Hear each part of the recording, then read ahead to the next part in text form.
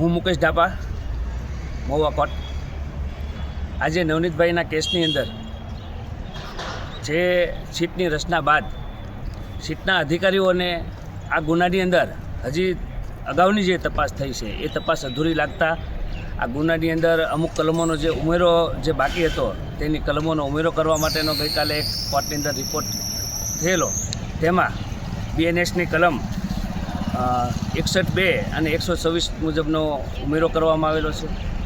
ત્યારબાદ આ કેસની અંદર વધુ ઇન્વેસ્ટિગેશન માટે અગાઉના જે અધિકારીઓએ જે તપાસ કરી છે તેમાં જે ખૂટતી કડીઓ છે અને આ જે કેસ છે એને જોડતી કડીઓ કોઈ હોય, કોઈ કોલ રેકોર્ડ્સ, વિડીયો રેકોર્ડિંગ્સ કે કોઈ એકબીજા સાથે સંકળાયેલા હોય એ બાબતની તપાસ માટે આ સીટના અધિકારીઓએ આ જે આરોપીઓ છે, જે પકડાયેલા આરોપીઓ 8 આરોપીઓની 7 દિવસ માટે ફર્ધર રિમાન્ડની માગણી નામદાર કોર્ટમાં અરજી કરેલી, જે તમામ પાસાઓને સમક્ષમાં રાખીને નામદાર કોર્ટે આ તમામ 8 આરોપીઓના 3 દિવસના એટલે કે સોમવાર 12 તારીખે સાંજના 4 વાગ્યા સુધીના ફર્ધર રિમાન્ડ મંજૂર કર્યા છે. એટલે હવે આગળની તપાસ સીટ દ્વારા આરોપીઓને સાથે રાખીને કરવામાં આવશે. એટલે આ ગુનાની અંદર તાત્કાલિક આ ગુનાની જે સત્ય હકીકત છે એ બહાર આવે એવી અમારી સૌની માંગ છે.